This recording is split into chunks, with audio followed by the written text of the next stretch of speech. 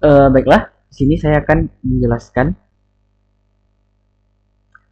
codingan yang kami kami buat atau aplikasi sederhana yang kami buat, yang dimana kami di sini membuat aplikasi kalkulator sederhana menghitung volume bangun buang.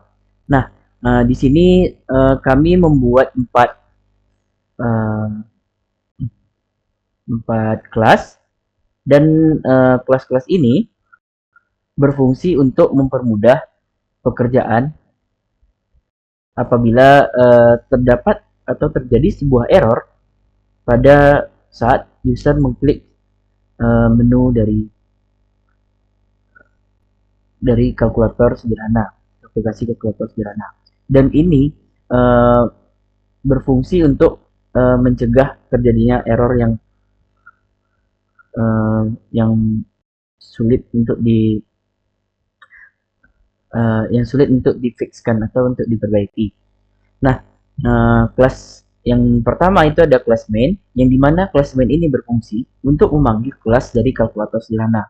Nah, pada saat kita mengklik kelas main, maka akan memunculkan tampilan utama uh, dari kalkulator hitung volume bangun ruang. Nah, di sini terdapat tiga menu. Yang pertama itu ada menu kubus, menu balok, dan juga menu tabung. Nah, di sini pada kalkulator sederhana hitung volume bangun ruang ini, kami menggunakan tiga bangun ruang, yang dimana bangun ruangnya ada kubus, balok, dan juga tabung. Nah, di sini juga dipisahkan kelasnya untuk kubus, balok, dan juga tabung. Nah, di sini pada saat user ingin menginputkan atau pada saat user mengklik salah satu menu, misalnya user mengklik menu kubus, maka akan user akan ke menu dari kubus atau menu untuk menghitung volume kubus. Nah, ya, di codingan kubusnya di sini untuk menghitung agar aplikasi dapat berjalan, maka dibutuhkan tombol untuk menghitung volume. Nah, semisalnya user ingin menginputkan sesuatu atau menginputkan sisi dari volume tersebut, sisi dari kubus, misalnya kita ingin menginputkan 5, lalu pada saat user mengklik hitung volume, maka akan mendapatkan hasil dari hasil hitung volume kubus. Nah, di sini kami menggunakan tipe data double, yang dimana apabila user ingin menginputkan bilangan yang berkoma, atau di Java-nya menggunakan titik, misalnya 5,3, maka pada saat menghitung volume, maka volume kubus tersebut akan menghasilkan bilangan atau angka yang berkoma, yang dimana digunakan untuk mempermudah atau memberikan jawaban yang lebih kompleks. Nah, kemudian di sini kami juga membuat try catch atau untuk menangkap error apabila user menginputkan salah. Misalnya user menginputkan sesuatu yang salah seperti karakter ataupun teks, misalnya kita pada saat user melakukan hitung volume, maka input yang dihasilkan itu tidak valid. Lalu kemudian di di di sini kami membuat membuat button atau membuat tombol kembali, yang dimana tombol tersebut digunakan untuk pada saat user ingin kembali ke menu atau untuk memilih menu lain, maka user tinggal mengklik tombol kembali.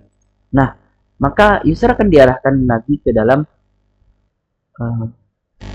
menu utama untuk memilih lagi mau menghitung volume yang mana. Nah, selanjutnya itu ada menu balok. Nah, sini kita akan coba buka codingan dari kelas balok yang dimana kelas ini kelas untuk khusus untuk tampilan balok dan juga untuk menghitung volume balok. Nah, di sini rumus yang dipakai dari untuk hitung volume balok itu panjang kali lebar kali tinggi, maka akan mendapatkan hasil volume balok. Nah, di sini kami menggunakan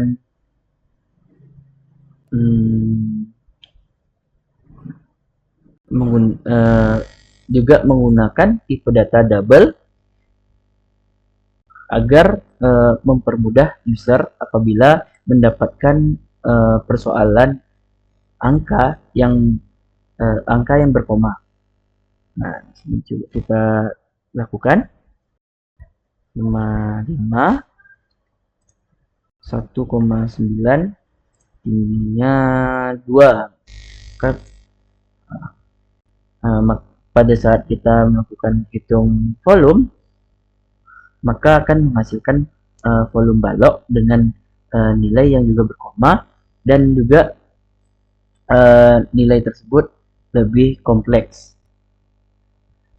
Nah, kemudian apabila user salah melakukan inputan, misalnya pada saat user melakukan inputan tinggi, dia mencoba salah klik atau salah atau user juga terinputkan teks di dalamnya, misalnya seperti itu, lalu kemudian kita hitung, maka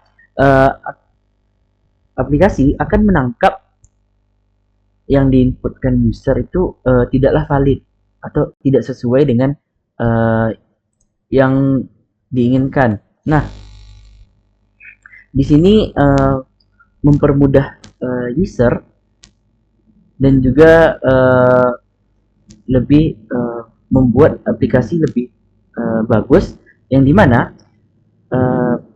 jika tidak menggunakan try and catch, ditakutkan kita tidak dapat melihat errornya di mana. Kemudian user juga pada saat menginputkan selain angka, aplikasi langsung berhenti.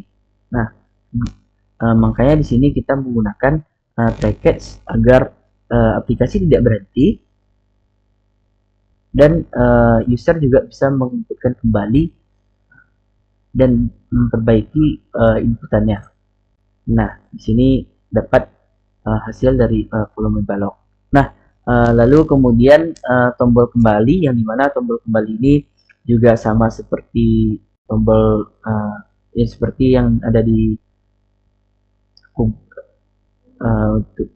seperti yang ada di hitung volume kubus. Fungsinya untuk mengembalikan ketampilan utama untuk mempermudah user dalam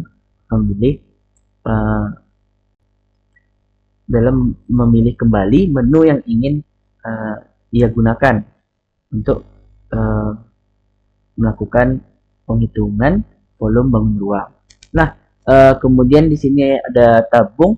Tabung ini akan dijelaskan oleh teman saya, Salsabila Diva Jabaspa. Mungkin itu saja, saya kembalikan kepada Salsabila. Baiklah, Assalamualaikum warahmatullahi wabarakatuh. Di sini saya Salsabila Diva akan menjelaskan lanjutan tentang tugas kelompok yang dimana saya kedapatan menjelaskan tentang tabung. Nah, untuk codingan tabung ini seperti yang bisa dilihat sama-sama, itu ada form tabung, jari-jari, tinggi, dan hasil. Nah, di sini saya sudah menyediakan tempatnya. Sudah bisa kita mulai. Semisalnya kita akan mencoba jari-jarinya kita isi dengan 12, lalu tingginya kita isi dengan 23, lalu kita hitung volumenya. Nah, maka akan mengeluarkan hasil sekian. Tapi ketika user salah menggunakan seperti dimasukkan 23 S gitu, maka hitungan volumenya akan input tidak valid. Nah, ini ada di penjelasannya di sini hitung volume. Lalu kalau misalnya kita salah memasukkan inputannya dengan memasukkan inputan berupa huruf, maka akan mengeluarkan input tidak valid. Di sini bisa dilihat codingannya. Jika kita memasukkan secara benar, maka hasil volume tabungnya akan keluar sesuai. Seperti kita coba lagi, kita masuk angka 56, yang di sini kita masukkan sekitar mungkin 2 saja, baru kita hitung volume. Nah, hasil volumenya akan tetap keluar seperti biasanya. Baiklah, sekian penjelasan dari saya. Semoga dapat dimengerti. Assalamualaikum warahmatullahi wabarakatuh.